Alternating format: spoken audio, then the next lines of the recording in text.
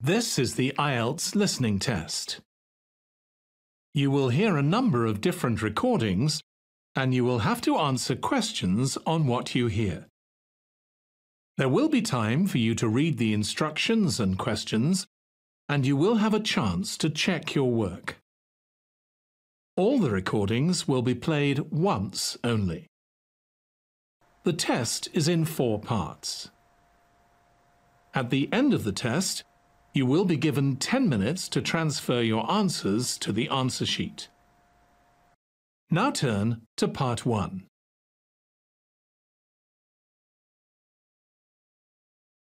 Part 1. You will hear a conversation between the director of a childcare centre and a parent enrolling her child in the centre. First, you have some time to look at questions 1 to 6.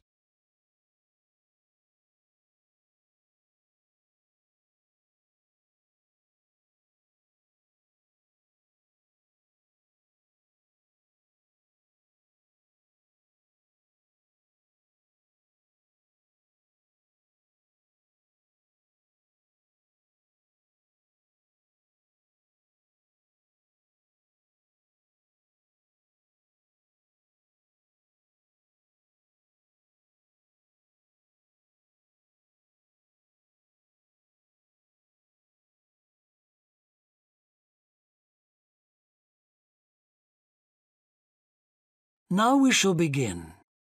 You should answer the questions as you listen, because you will not hear the recording a second time. Listen carefully and answer questions 1 to 6.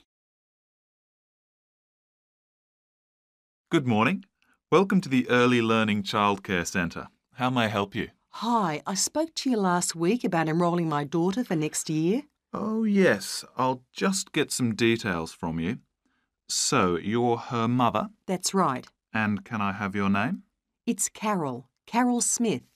And your daughter's name? It's Kate. Now, we have several groups at the centre and we cater for children from 3 to 5 years old. How old is your daughter? She's 3 now, but she turns 4 next month. I'll put 4 down because that's how old she'll be when she starts. Fine. She's so excited about her birthday and coming to the centre. Oh, that's good to hear. And what's your address? It's 46 Wombat Road. That's WOMBAT. Woodside 4032. And what's the phone number? Oh, it's 3345 9865. So, have you decided on the days you would like to bring your daughter here? I'd prefer Monday and Wednesday if possible. I'll check. Monday's fine, but I think the centre is already full for Wednesday. Yes. Sorry, it seems to be a very popular day. We can offer you a Thursday or a Friday as well. Oh dear. I suppose Thursday would be all right because she has swimming on Friday. OK, got that. Because a lot of parents work, we do offer flexible start and finish times. We're open from 7:30 in the morning until 6 o'clock at night. What time would you like your daughter to start? I need to get to work in the city by 9, so I'll drop her off at 8:30. You're pretty close to the city here, so that should give me plenty of time to get there. That's fine. Now, we also need to decide which group she'll be in. We have 2 different groups and they're divided up according to age. There's the green group, which is for 3 to 4-year-olds, and then there's the red group, which is for 4 to 5-year-olds. She's quite mature for her age and she can already write her name and read a little. Well, I'll put her in the red group and we can always change her to the green one if there are any problems. That sounds fine. OK, let's move on to meals. We can provide breakfast, lunch and dinner. As she's finishing pretty early, she won't need dinner. Will you give her breakfast before she comes? Yes, she'll only need lunch. Before you hear the rest of the conversation, you have some time to look at questions 7 to 10.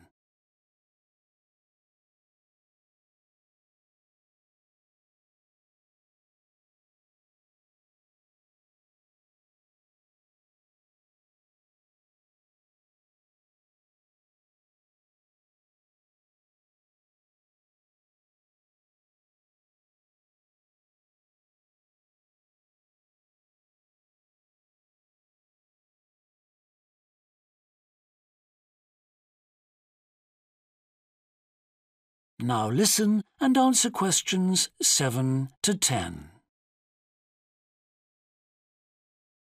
Now, does she have any medical conditions we need to know about? Does she have asthma or any hearing problems, for example? No, but she does need to wear glasses. Oh, I'll make a note of that. Yeah, she's pretty good about wearing them. She can't see much without them. Right. Okay. Now, I also need emergency contact details.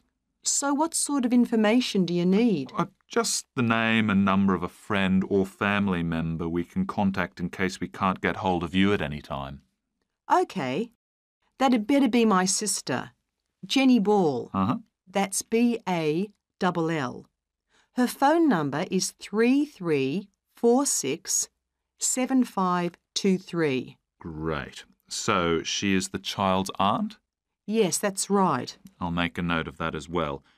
Now, is there anything you'd like to ask? What about payment? How much are the fees each term? Well, for 2 days and the hours you've chosen, that will be $450 altogether. OK, and do I have to pay that now? No, we send out invoices once the children start at the centre. You can choose to pay at the end of each term, or we do offer a slightly discounted rate if you pay every month. Oh, I'll do that then. I find it easier to budget that way, and I'm not used to the term dates just yet. Good. It makes it a lot simpler for us as well. Well, that's everything. Would you like me to show you around the centre? We can go.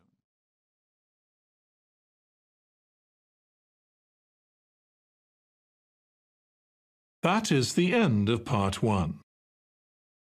You now have 1 minute to check your answers to part 1.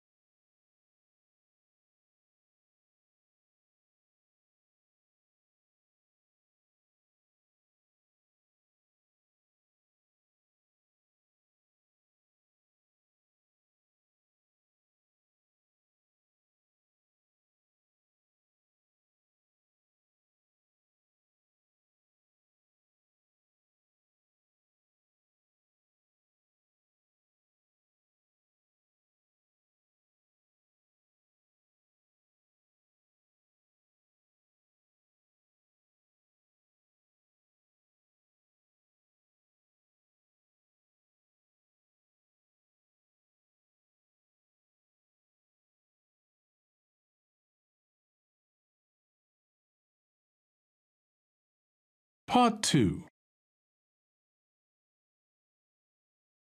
You will hear a recorded message about a bus tour. First, you have some time to look at questions 11 to 14.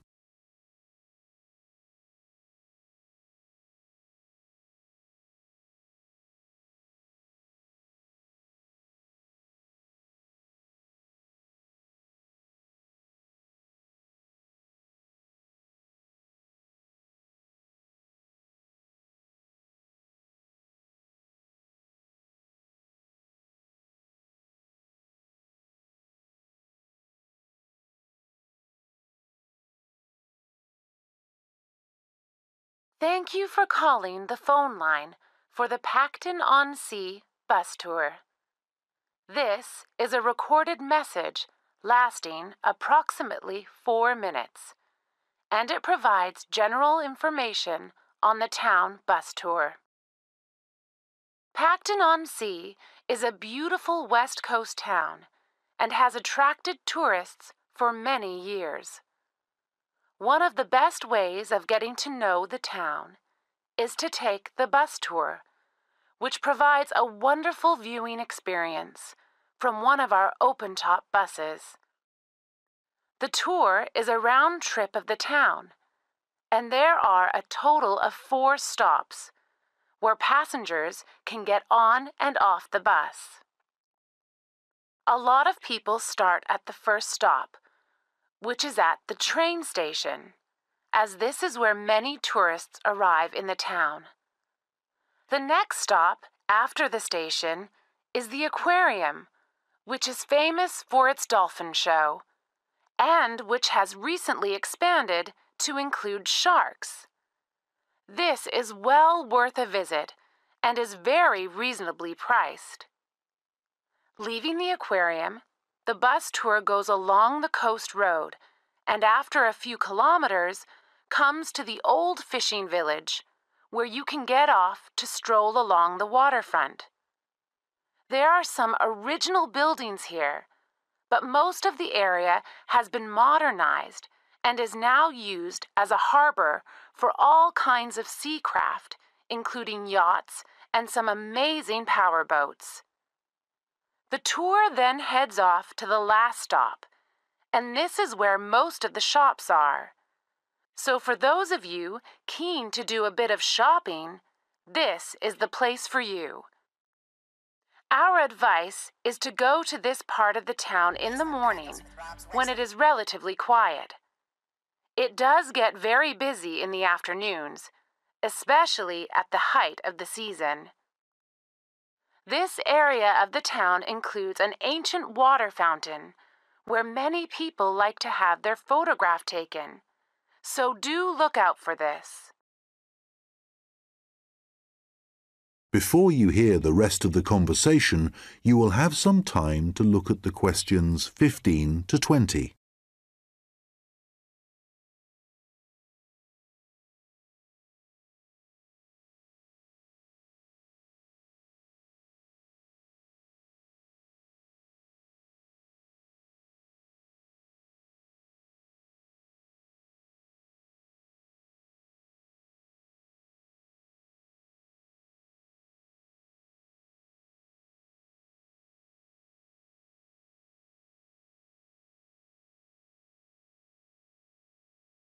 Now listen and answer questions 15 to 20.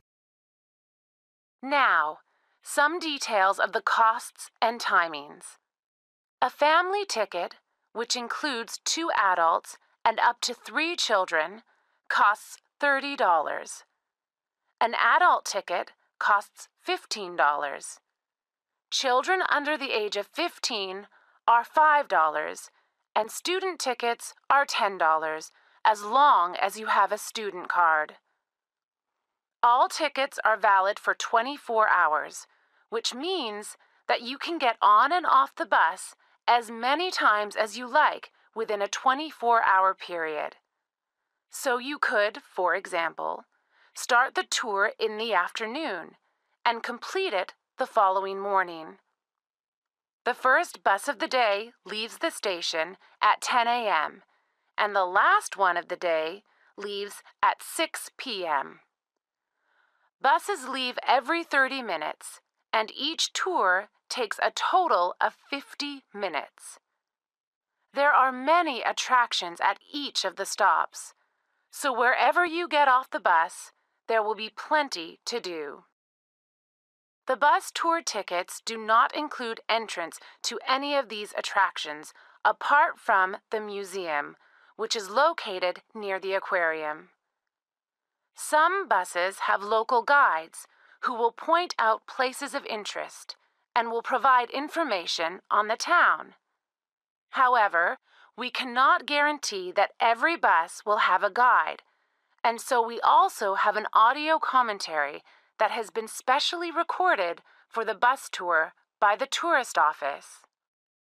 Headphones are available on the bus, and these are easy to operate. There is no extra charge for these. Just plug in, select the required language, and adjust the volume. Due to the winter months being rather cold and wet in Pacton-on-Sea, the bus tours only operate from March to September. The weather is usually warm and sunny during these months, so remember to bring some sun protection, especially on hot days. And of course, it does occasionally rain here in the summer, so if the weather looks bad, remember to bring some rainwear. The bus tours are available no matter what the weather. At the height of the summer, the tours can get very busy, so you are advised to book. You can book tickets online, over the phone, and also at the station, and at any of the other tour stops. When booking over the phone, you can collect your tickets at any of the stops at the start of your tour. When you do it online, you can print your e-ticket, which you must remember to bring with you. Thank you for calling the Pacton-on-Sea phone line, and we look forward to seeing you soon on one of our tour buses.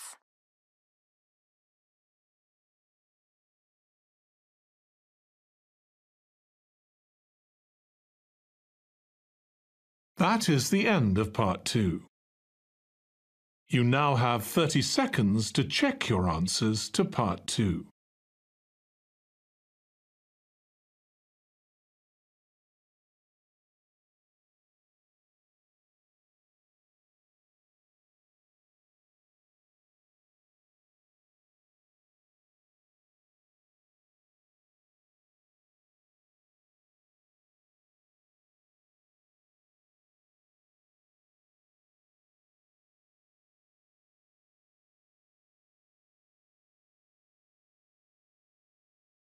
Part 3. You will hear two students, Katie and Joe, discussing a presentation in their film studies course. First, you have some time to look at questions 21 to 24.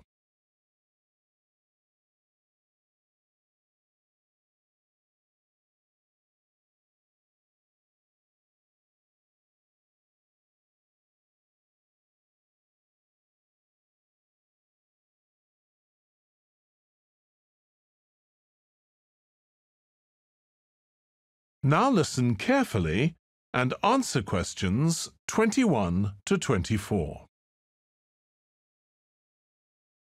Joe, you know I'm giving a presentation in our film studies class next week. Yes. Well, could we discuss it? I could do with getting someone else's opinion. Of course, Katie. What are you going to talk about? It's about film adaptations of Shakespeare's plays. I've got very interested in all the different approaches that film directors take. Uh-huh. So I thought I'd start with Giannetti, who's a professor of film and literature, and in one of his books he came up with a straightforward classification of film adaptations based on how faithful they are to the original plays and novels. Right. I've already made some notes on that, so I just need to sort those out before the presentation. I thought that next I'd ask the class to come up with the worst examples of Shakespeare adaptations that they've seen, and to say why. That should be more fun than having their favourite versions. Yes, I can certainly think of a couple. Right. Next, I want to talk about Rachel Malco.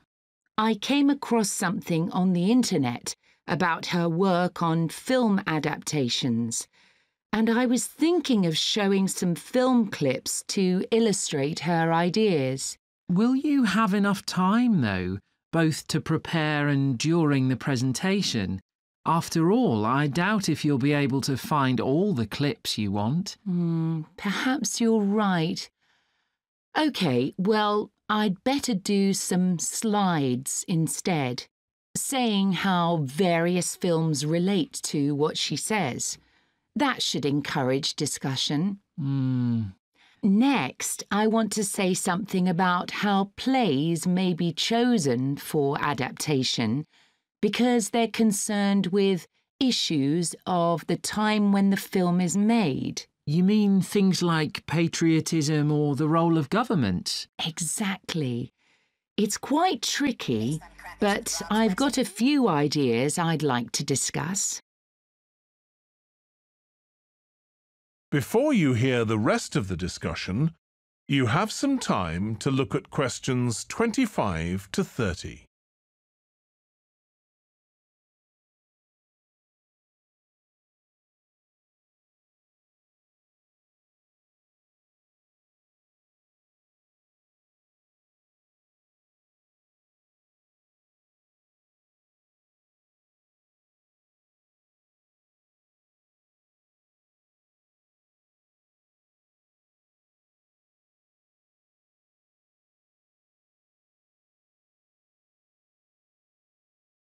Now listen and answer questions 25 to 30. And finally, I want to talk about a few adaptations that I think illustrate a range of approaches and make some comments on them. Do you know the Japanese film Ran? I haven't seen it. It was based on Shakespeare's King Lear, wasn't it? That's right. It was a very loose adaptation, using the same situation and story, but moving it to 16th century Japan instead of 16th century Britain. So, for example, the king's daughters become sons, because in Japanese culture at that time, women couldn't succeed to the throne. OK. I hope you're going to talk about the 1993 film of Much Ado About Nothing. I think that's one of the best Shakespeare films. It really brings the play to life, doesn't it? Yes, I agree. And I think filming it in Italy, where the play is set, makes you see what life was like at the time of the play. Absolutely. Right, what's next? Next, I thought Romeo and Juliet, the 1996 film, which moves the action into the present day. Yes, it worked really well, I thought, changing the two feuding families in the original to two competing business empires, even though they're speaking in the English of the original play. You'd expect it would sound really bizarre, but I found I soon got used to it. Me too. Then I thought I'd include a real Hollywood film, one that's intended to appeal to a mass commercial audience. There must be quite a number of those. Yes, but I've picked the 1996 film of Hamlet. It included every line of the text, but it's more like a typical action hero movie. There are loads of special effects, but no unifying interpretation of the play. All show and no substance. Exactly. Then there's Prospero's books, based on The Tempest. That was really innovative from a stylistic point of view. Didn't it include dance and singing and animation as well as live actors? Yes, it did. I also want to mention Looking for Richard. Did you ever see it? No, but I've read about it. It was a blend of a documentary with a few scenes from Richard III, wasn't it? That's right. It's more a way of looking into how people nowadays connect with the playwright. The play is really just the starting point. And that'll be where I finish. Well, it sounds as though it'll be very interesting. That is the end of part 3. You now have 30 seconds to check your answers to part 3.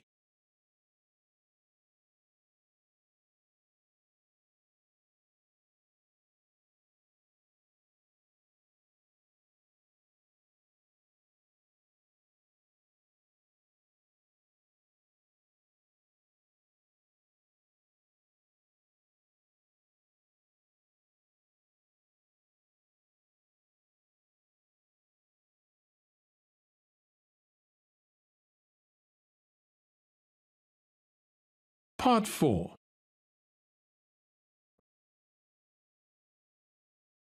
You will hear a lecture about how technology affects human interaction. First, you have some time to look at questions 31 to 40.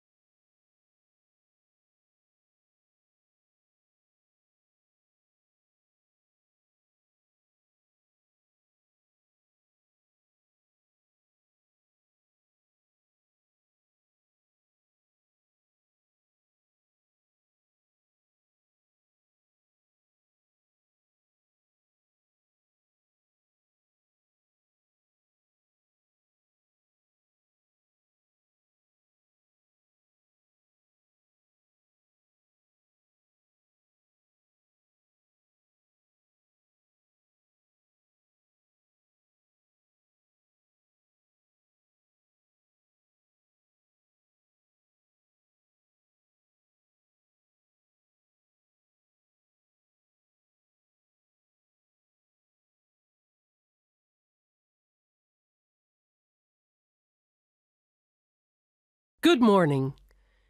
Today, we're thinking about the way that technology is influencing our social structures and the way we interact with one another.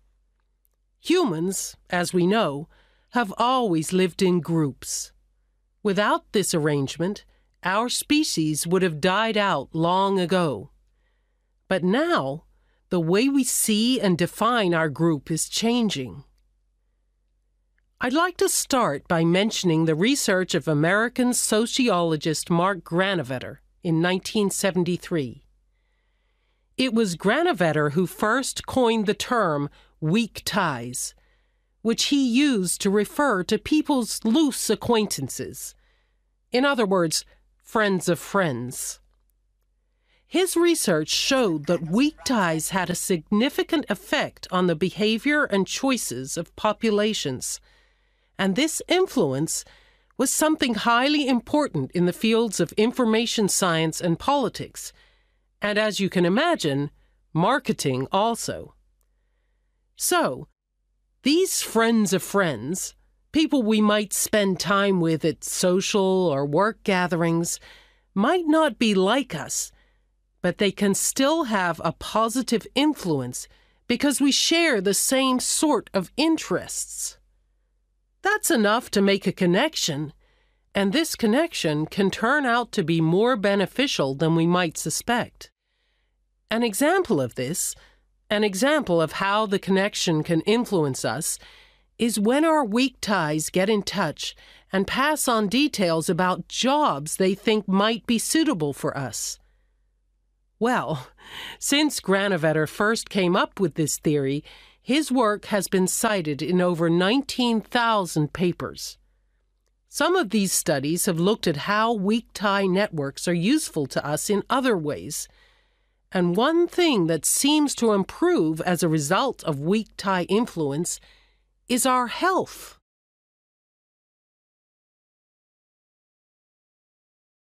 Today, our number of weak tie acquaintances has exploded due to the Internet, to the phenomenon of online social networking. This is still a relatively new way of communication, something that has a huge amount of potential. But also, as with any invention, it brings with it a new set of problems. Let's start with the benefits. Without question, online social networking allows us to pass on the latest news, to be up to date with local and global events. And for many, this information comes from sources more trustworthy than local media. So this is one clear point in favor of online social networking. I know that it's also being used by students as a means of increasing their chances of success in the way that lecture notes can be shared and ideas discussed. I think, personally speaking, that we need some further research before we can definitively say whether it helps or not.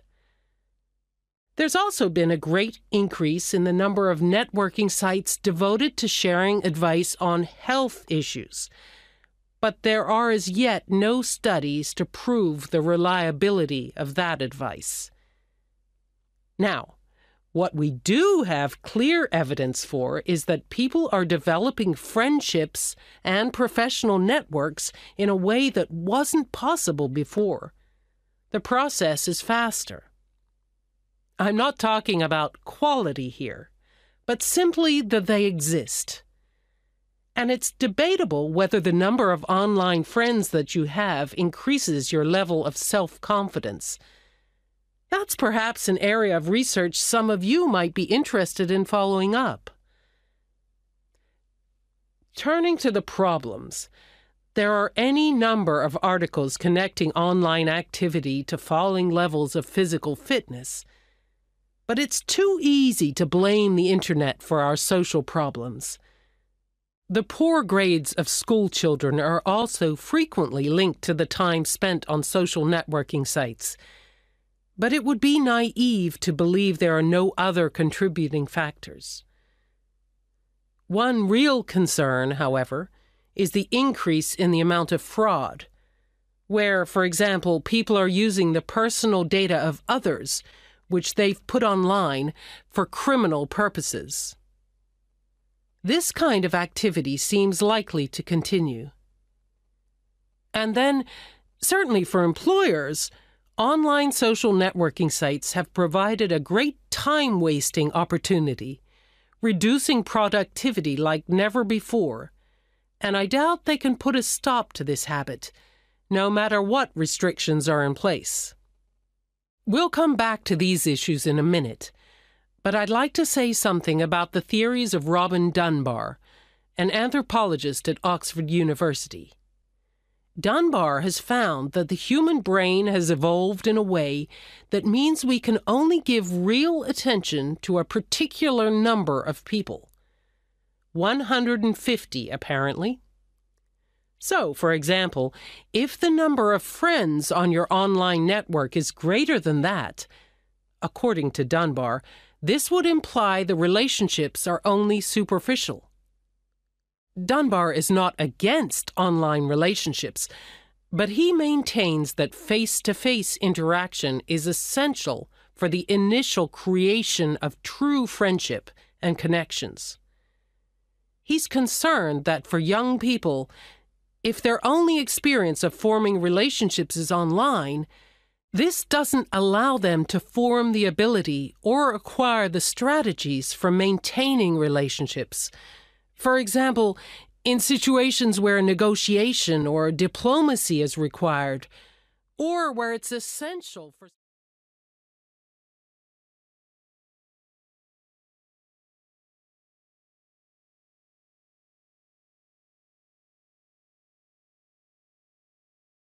That is the end of Part 4. You now have 1 minute to check your answers to Part 4. That is the end of the listening test. In the IELTS test, you would now have 10 minutes to transfer your answers to the answer sheet.